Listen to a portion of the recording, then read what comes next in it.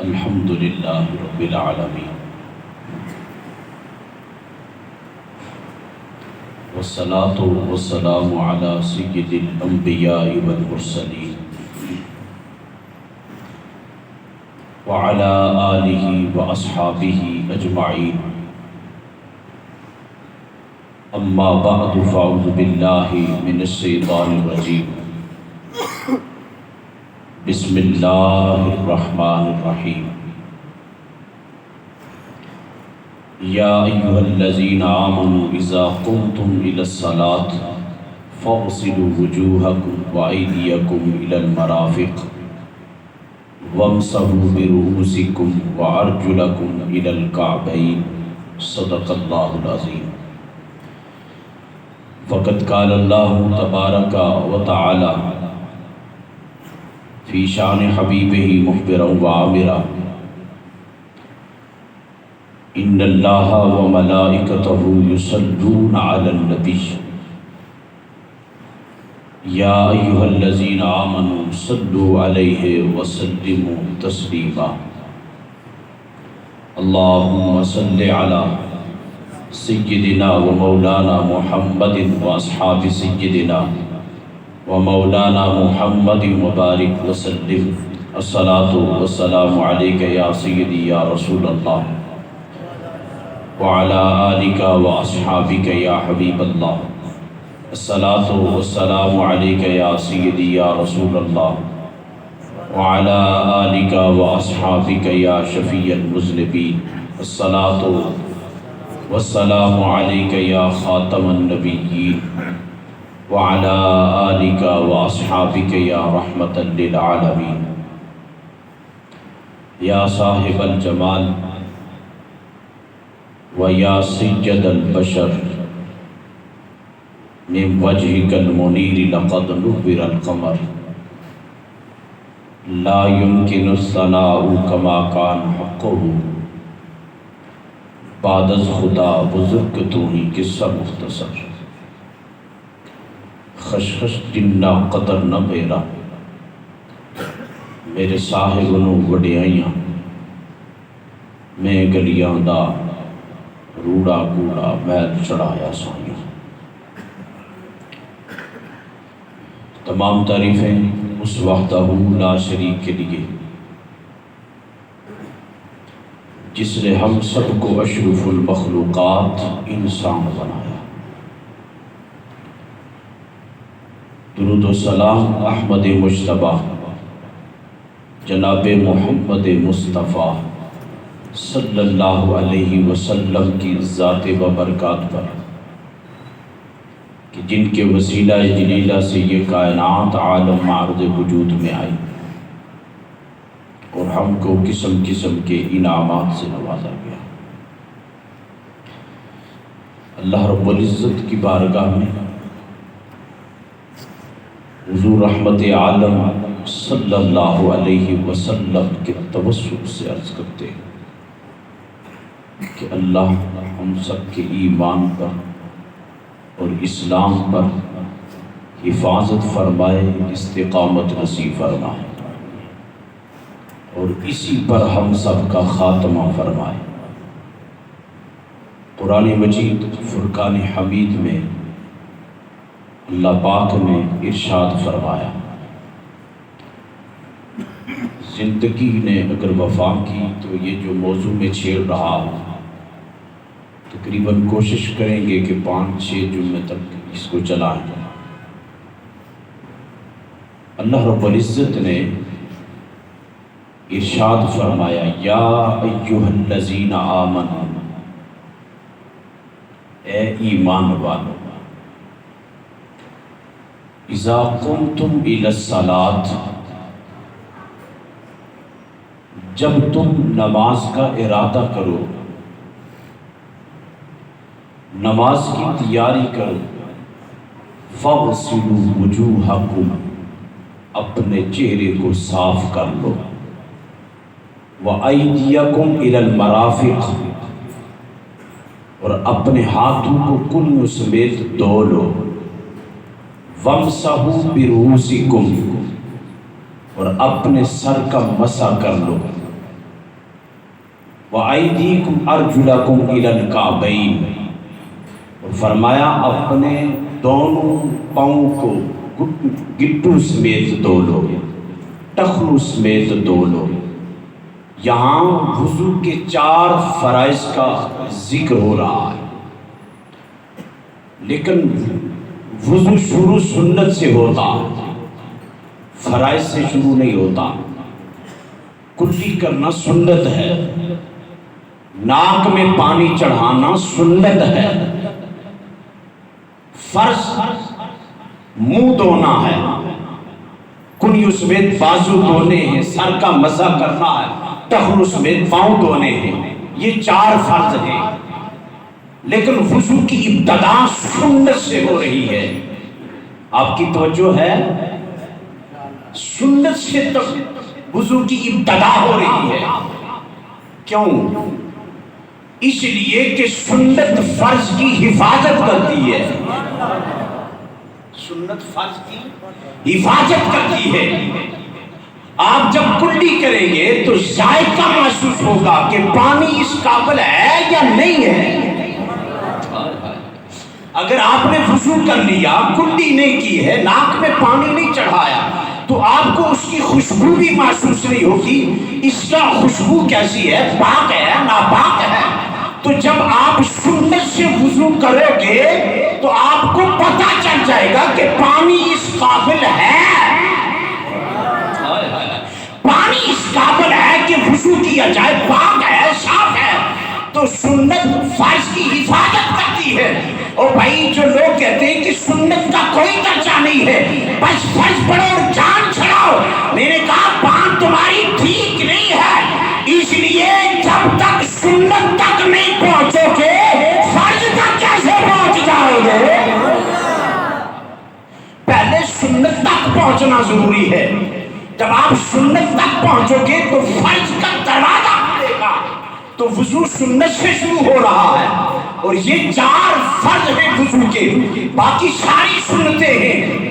اب تم جب پاک پانی کے ساتھ وضو کرو گے تمہیں پتہ ہو جائے گا کہ پانی اس قابل ہے، اور جب تمہارا وضو مکمل ہو جائے گا پھر تم جو بھی عبادت کرو گے سب عبادت کی جڑ وضو ہے۔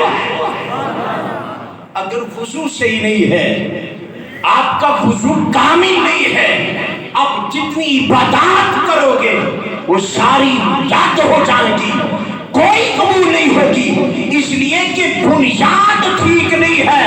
اور جس مکان کی بنیاد صحیح نہ ہو وہ اپنے جناب والا عمارت اس پر کھڑی نہیں ہو سکتی ہے۔ بنیاد مضبوط ہو، اس کے اوپر جتنی عمارتیں آپ تعمیر کرتے جائیں وہ قائم رہے گی۔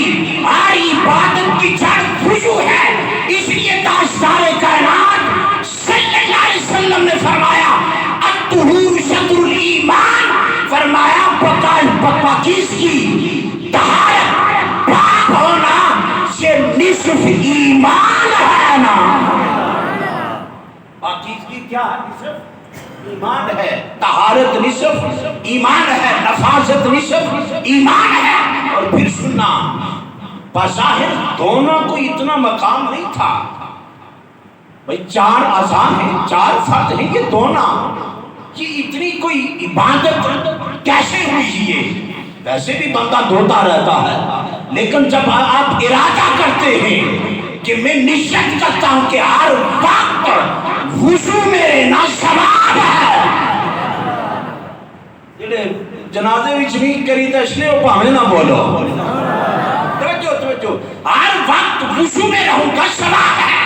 اور حضور تاجدار کائنات صلی اللہ علیہ وسلم نے فرمایا جو بندہ ہر وقت وضو میں رہتا ہے اللہ کی حفاظت میں رہتا ہے، فرشتوں کی حفاظت میں رہتا ہے، اللہ فرشتوں کے ذریعے دائیں سے بائیں سے آگے سے پیچھے سے اس بندے کی حفاظت کرتا ہے۔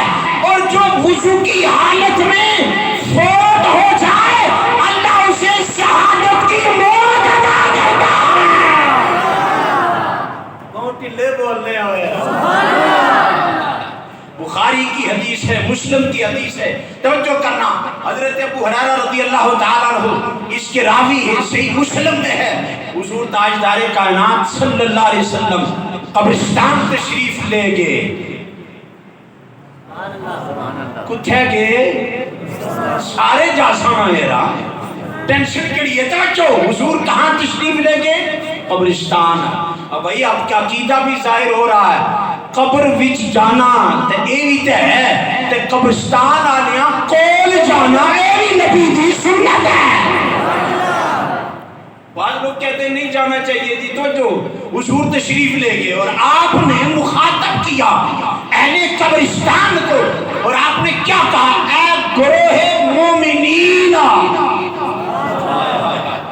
اصل کی کیا ہے حضور، اصل کی تعلیم کیا دیتی ہے؟ حضور فرماتے ہیں جب تم قبرستان میں جاؤ تو یوں کہا کرو السلام علیکم یا، بولو بولو بولو یہ رانا توجہ کرے، ہمیں بڑی بات تو سن کی بڑی اعلیٰ کل سنان لگا، توجہ لوگ ایک اللہ نے یا رسول اللہ نہیں آخنا چاہیے نا، یا نبی اللہ نہیں آخنا چاہیے نا، مارا تک تو سنا نبی آخنا ہے، جڑا تو سنا مسلمان پڑا جس قبرستان میں مت فرحان انہاں کی یا کری پکارنا نبی آخی ہے۔ او بھائی قبرستان عالم برزخ ہے، ہم کھڑے ہیں عالم دنیا میں،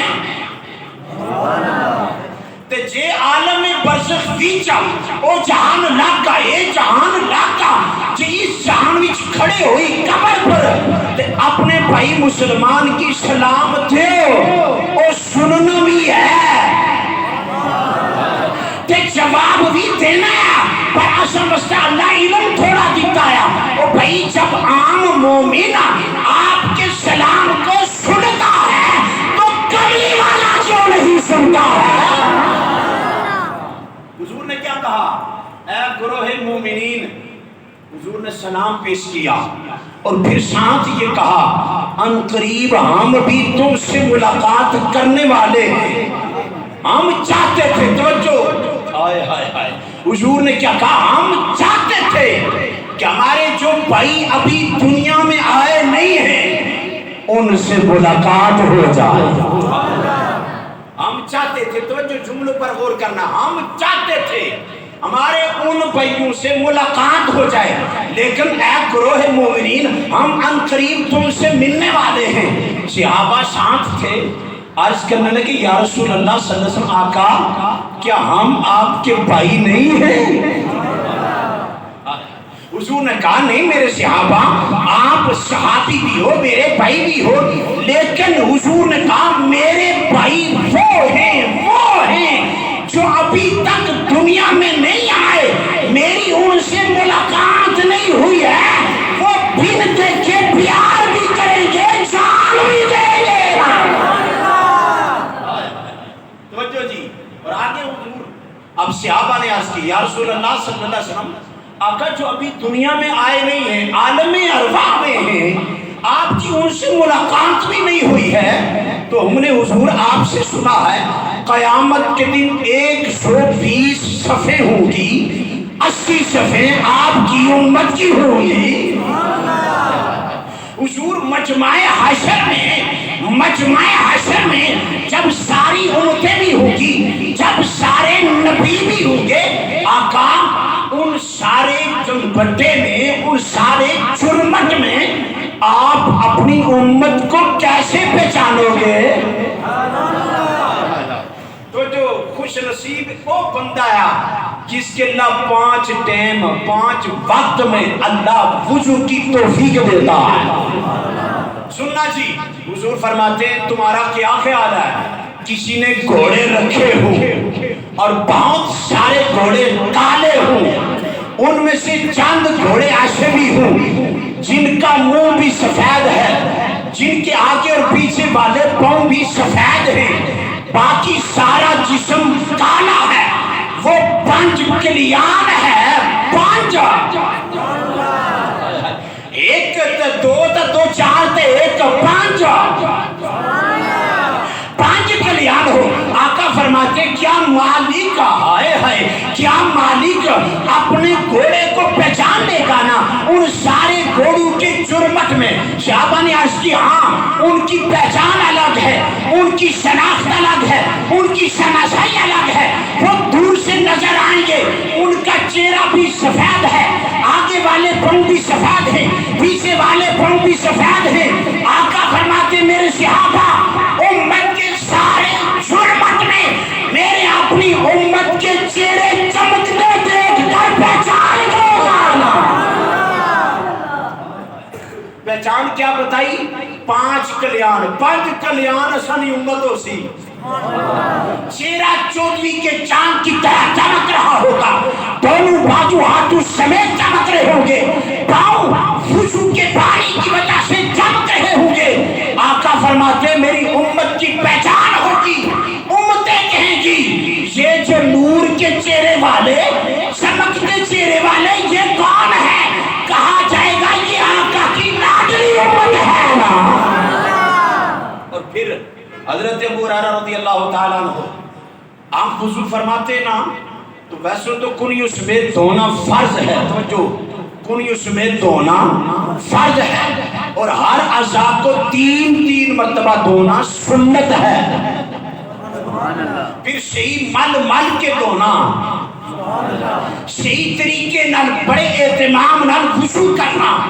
حضور نے فرمایا جہاں تک وضو کا پانی لگے گا، کیونکہ میری امت کے مردوں کے لیے دنیا میں سونا پہننا حرام ہے، تو جڑے سس سورے دی سن کے پہننا ہے وہ تو حضور نے اللہ کے رسول کو ناراض کر چھوڑنا ہے کہ سچ ناراض نہ ہو جائے، سورا ناراض نہ ہو جائے، اور بھائی یہ ہوتے تو ہو جائے، وہ ایک ہی جواب دے میرے نبی نے منع کیا ہے، ہاتھ میں پکڑ لوں گا لیکن پہنوں گا نہیں، نبی نے منع کیا ہے۔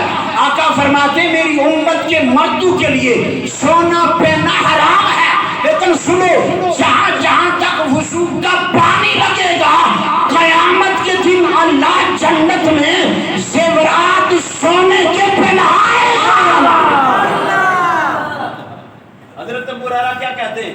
آپ جب وضو کرتے ہیں نا تو ویسے تو یہاں تک دھونا فرض ہے، آپ کندھوں تک بازو کو دھوتے، کسی تک لے آتے اس آخر جناب تسن کیا کرنے ہو، اتھے تک تے دھونا فرض ہے، اتھے تک کیاں دھونے ہو؟ فرمایا تسن حضور کو نہیں سنیا کہ جہاں تک پانی لگے گا، جہاں تک پانی پہنچے گا، وہاں تک سونے کے کنگن پہنائے جائیں گے، وہاں تک یہ نور کی وجہ سے، روشنی کی وجہ سے، وضو کے جناب والا برکت کی وجہ سے چمک رہے ہوں گے۔ میں اپنی چمک بڑھا رہا ہوں تاکہ قیامت کے دن میرا نبی خوش ہو جائے،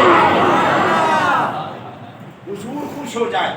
توجہ کرنا، جس بندے نے رات عشاء کے وقت وضو کر کے سو گیا، پوری رات سکون کے لیے، جسم کے آرام کے لیے اور جسم کو سکون پہنچانے کے لیے وہ آرام کر رہا ہے، اس نے اپنی صحت کے لیے اور اپنی جناب والا آرام کے لیے نیند کر رہا ہے۔ آقا فرماتے جو وضو کر کے سویا ہے فجر نصیب نہیں ہوئی، جناب اسرائیل آ گئے، انہوں نے اس نا ٹیمیں نہ لیے اسی نہ ہے، تو میں تو کہتا ہوں ابھی آ جائے تو پھر مزہ نہ آ جائے، تو جو وضو کی حالت میں آ جائے۔ اور پھر آقا فرماتے اگر اس کی روح پرواز کر دی، وہ وضو کی حالت میں تھا، فرمایا اللہ نے اسے شہادت کی موت بھی عطا کرے گا۔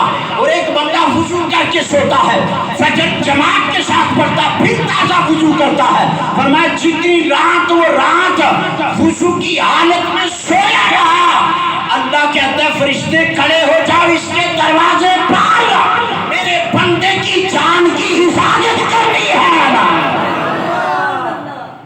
جس کی جان کی، جس کی مال کی، جس کی حفاظت اللہ اپنے ذمے لے رہا ہے، اس کو کوئی نقصان پہنچا سکتا ہے۔ اور حضور فرماتے توجہ، جب بندہ وضو کرنے کے لیے بیٹھتا ہے اور بسم اللہ الرحمن الرحیم پڑھتا ہے، اور وضو کرنے سے پہلے بسم اللہ پڑھنی چاہیے، توجہ، اب وہ بسم اللہ، ہم تو ویسے بسم اللہ الرحمن الرحیم پڑھتے ہیں نا، لیکن وضو کی الگ الگ دعائیں میں اس سے آگے گفتگو کروں گا، لیکن ابتدا کر دیتا ہوں۔